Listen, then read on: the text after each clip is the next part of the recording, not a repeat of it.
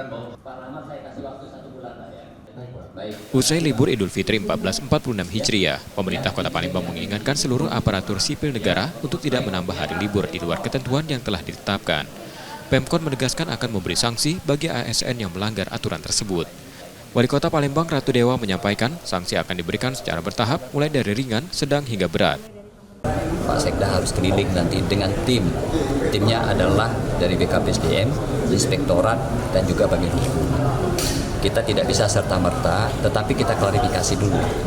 Apa alasannya dia tidak masuk, setelah tidak mendapatkan alasan yang memang benar-benar tidak layak, maka kita jatuhkan hukuman. Hukuman berupa 3 tingkatan.